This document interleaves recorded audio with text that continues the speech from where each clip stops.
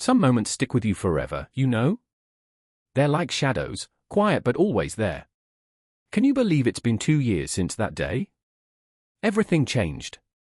It was supposed to be a simple beach trip with my son Leonard. My husband Phoenix couldn't come because he's always busy with work. I was used to being alone, but that day felt different. We settled down, and the sun was hot, maybe too hot. I finally relaxed, free from all the noise. I asked Leonard to help me with the oil on my back. I didn't think twice.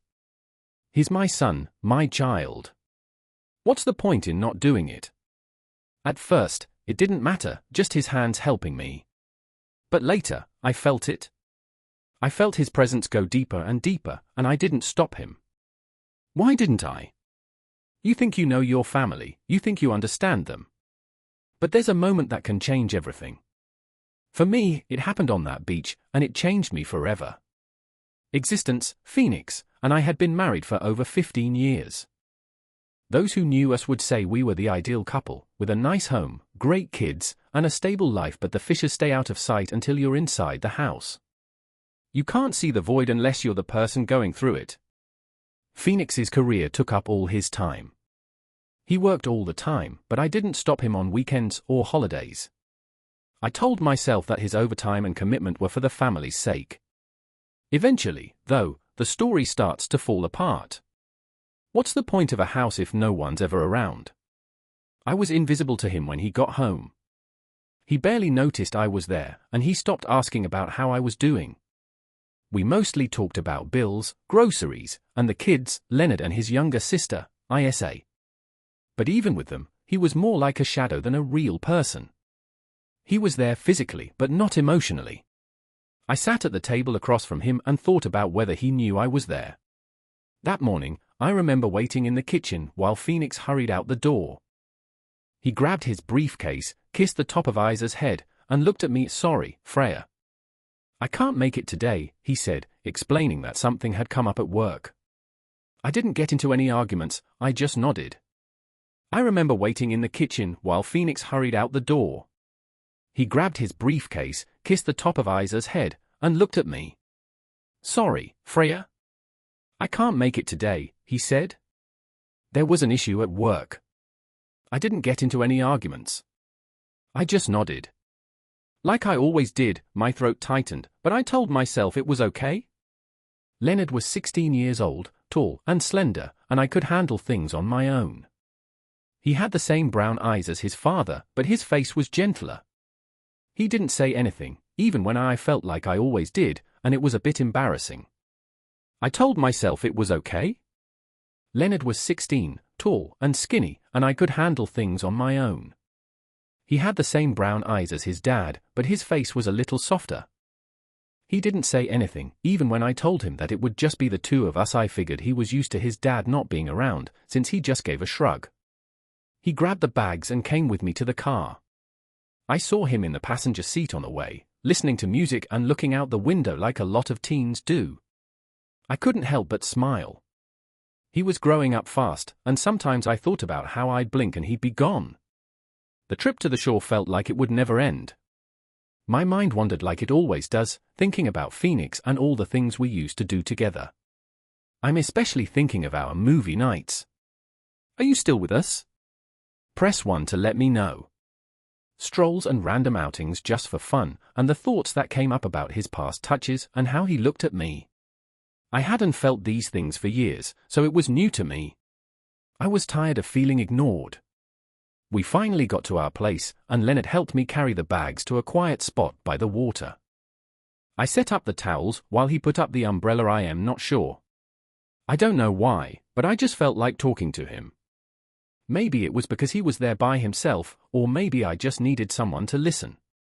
It's nice to go outside, right? He tried to look happy as he nodded and brushed his hair back with his fingers. Yes, Mom, it's nice.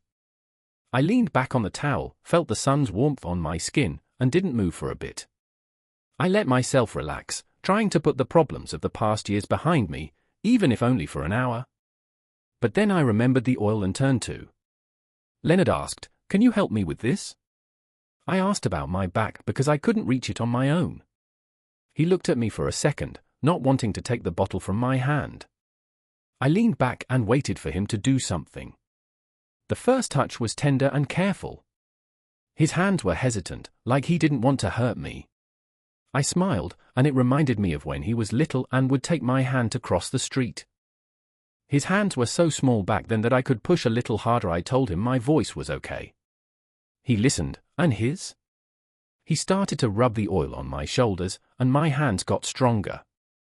I closed my eyes and focused on the warmth of his touch on my back. For a second, I enjoyed the feeling. It had been a long time since anyone had touched me, and I felt that more than I wanted to admit. But then, I felt his hand slowly and carefully move down the curve of my back. I took a breath, but I couldn't make a sound. I tried to say something, but I just couldn't. I told myself it was okay. He said he was just helping, but I knew he was making excuses. Still, I wasn't going to let him in. I could feel his uncertainty, and I could feel my own emotions. Instead of stopping him, I said, "It's okay, you can go." The words hung in the air, and as soon as I said them, I knew I'd said too much. Leonard didn't say anything, and he didn't move a muscle. I closed my eyes, feeling his hands where they shouldn't be, and my heart was beating out of my chest. I really wanted to sit up and shift, but I didn't say anything. I could have told him to stop, but I didn't. I'm not sure why. Maybe it was because I was lonely, or maybe I just really needed validation. Whatever the reason, that day on the beach was a total shattering point for me. I'm not sure if I'll ever be the same. If you've made it this far, thanks for sticking with it. I know it's hard. If you like this video, or if you think someone else might like it, go ahead and hit the like button and subscribe. It'll help me out a lot, and it'll show me that I'm not alone. Now, back to what I was saying about that day at the beach. After that, things changed for me. I couldn't ignore the feelings I had, and Leonard's eyes weren't just in passing. Every time our eyes met, he looked at me in a certain way. I couldn't put my finger on it, but something was definitely different about him. I didn't want to admit it, but I couldn't ignore it. When we got home that night, I tried to act like everything was normal. I made dinner and asked Leonard about school. While I was folding laundry late into the night, my hands were shaking the whole time. I kept thinking about what happened with him, how he lingered, and the tension I felt in my body. I hated myself for feeling that way, and I was mad at Ed for making me feel that way about my son. Phoenix didn't know, he came home late. He looked tired, like he always does. He kissed my cheek just out of habit, but it felt empty. After a long day, I asked him about something, but he just grunted and nodded and went to the living room.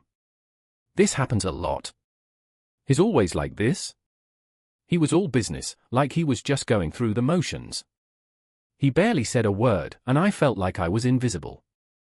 That night, I was lying in bed, staring at the ceiling. Phoenix was sleeping soundly next to me, but I couldn't stop thinking about Leonard. I couldn't stop thinking about his hands and how he looked at mine. Knew I shouldn't be feeling this way, but I couldn't help myself. I wanted to hold on to these feelings, to be noticed, to feel validated. Leonard didn't say much, but his silence was louder than words. He wasn't avoiding me, but he also didn't seem to be there. I'd catch him looking at me while I was cooking, cleaning, or just sitting on the couch. I let it happen. I didn't try to stop myself. So, the next weekend rolled around, and it was super hot and stuffy in the house. Phoenix had left to catch a last ship, so Leonard and I were back alone. I asked him if he wanted to go back to the beach, just the two of us. I'm not sure why I said that, but I thought being outside might help me clear my head. Or maybe I just wanted to push myself and see if I could get rid of all the noise. This time, the trip was calm. Leonard didn't put on his headphones, though. He stayed seated, looking out the window, his knee bouncing around. I wanted to say something, but I just kept quiet. I thought that being outside would help me clear my head. Maybe I wanted to challenge myself to see if I could get rid of all the noise. This time, Leonard didn't put on his headphones. He stayed seated and looked out the window. His knee bounced around. I wanted to say something to break the silence, but every time I tried to speak, the words stuck in my throat. When we got to the beach, it was almost empty. I remember the bright blue of the ocean and the feeling of the breeze on my face. I rearranged the towels like I did before, and Leonard helped me with. I tried to think of something to break the silence, but every time I tried to speak, the words got stuck in my throat. When I got to the beach, it was almost empty. I remember the bright blue ocean and the feeling of the wind on my face. I put the towels away again, and Leonard helped me with everything. I didn't ask him to put oil on my back. Instead, I stayed still with my eyes closed, trying to relax, but even with my eyes closed, I felt like he was looking at me. The real turning point happened later that afternoon. We decided to clean up at the beach showers before we left. We just wanted to quickly get the sand off our skin. But something weird happened when we got to the showers. Leonard stepped under the water first, letting it fall down his back. I looked at him for a second. Before we joined up, I had this crazy urge to take off my clothes and get in the water with him. Leonard looked at me like I'd gone crazy. I'm not sure if he was just surprised, if he didn't know what to think, or if he had something else on his mind, but he didn't say anything. I looked at him for a second, then I said, "Hey, you should take off your shorts too. You know, it's important to rinse off all that water." I'm not sure why I said that. Maybe I wanted to show that I had it under control, or maybe I was just trying to figure out what was going on. He paused for a second, then he took off his shoes, and we ended up in the water together, with the rain pouring down and everything else going away. I turned away from him and asked for help with my back. He did it, his hands as gentle as before, but you could still feel the tension between us. When he touched my waist, I got stiff. The air got thick, and the sound of the water drowned out everything else. I could have walked away, I could have stopped the moment, but instead I leaned closer, took his hands, and guided them to my chest. He didn't take them back. What happened next is... it was inexplicable. It was a fleeting moment, a blur, a spontaneous outburst of need, loneliness, and an unnamed emotion. It wasn't gentle or gradual. It was urgent, intense, and passionate. It was also wrong in every way, but I couldn't stop it. I didn't want to. After it ended, we stayed still as the water cascaded. It was beyond explanation. It was a fleeting moment, a blur, a sprung from need, loneliness, and an unnamed emotion. It was urgent, intense, and fervent, but it was also erroneous in every aspect. Still, I couldn't stop it. I didn't want to stop it, either. When it was over, we remained still. The water was cascading over us, erasing the evidence but not the truth. He embraced me like no one had in years, and I embraced him back. Subsequently, we remained silent while we dried ourselves. We packed up and returned to the car in silence. I observed Leonard from the periphery. His face was flushed, and his movements were rigid. I realized I had irreparably damaged everything we had. We had crossed an insurmountable boundary, yet for the first time in years, I felt invigorated. The journey home was quiet. The car felt constricted and burdensome, as if the atmosphere itself weighed heavily upon us. I gripped the steering wheel firmly. I tried to focus on the road, but my mind was all over the place. I could still feel Leonard, his hands, his body, and the gravity of what we'd recently done. I kept looking over at him in the passenger seat.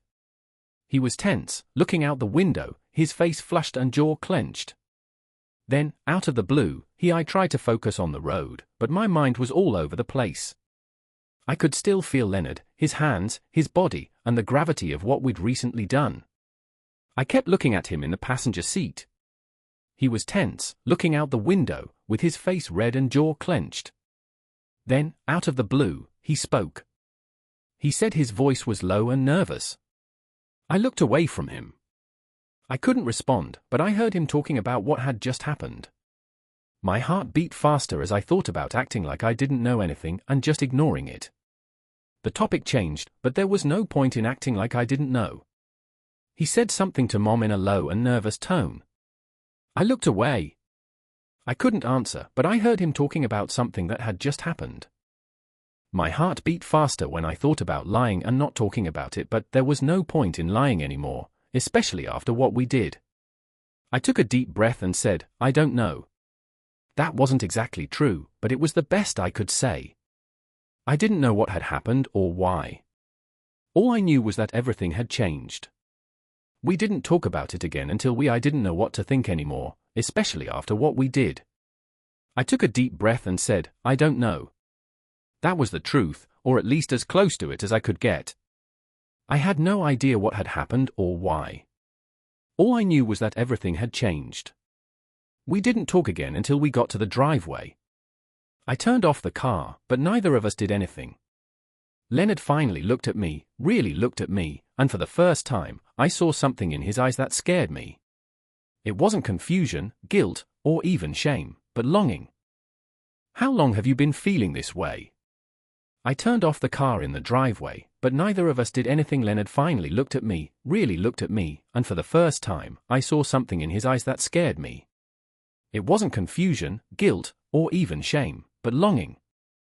How long have you been holding on to these feelings? He asked. I felt goosebumps when I thought about what he was saying, just like I had been thinking about the same thing. I looked at him, and it felt like something broke inside me. I said, maybe we should talk for longer than I want. We stayed silent in the dark, thinking about whether we should go inside to forget what happened. I looked at Leonard, and it felt like something shifted inside me. Usually, we'd stay outside to deal with things, but he had other ideas.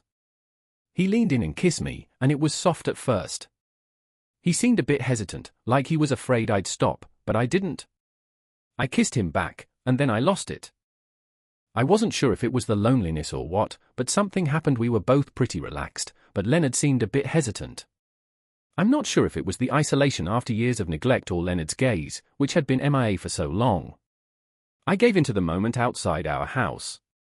Leonard embraced me, his hands gliding over my body as if they were meant to be there. I felt invigorated, desired, and truly acknowledged for the first time in years. Nothing else mattered. I don't know how long it lasted, but eventually, we went back inside. I don't remember the walk to the door, only his hand on mine and the silence between us. It was like electricity. We didn't say anything, it wasn't necessary. Once inside, everything got more intense, like we hadn't been holding back for a long time, and then it all came out. The next few days were kind of hazy. Leonard was always near me, looking for chances to touch me or look at me when no one was around. I told myself to stop, to back off, to end it. No matter what this was, every time I saw him, I felt the same desolation. It was like we were reflections of each other, showing the same emptiness. I couldn't ignore it, and I didn't want to either. One night, I was lying in bed with Phoenix, thinking about I was there one night, lying in bed next to Phoenix, thinking about Leonard in the room next door. I was thinking about how good it felt when he touched me, and how he made me feel alive. Then I closed my eyes and curled up in my chest. I knew I couldn't go on like that. The situation was messed up, but I couldn't stop the tension between us from getting worse every day.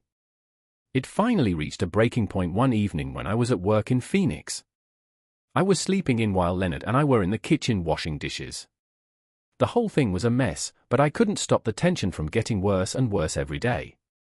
It finally reached a breaking point one evening when I was at work in Phoenix.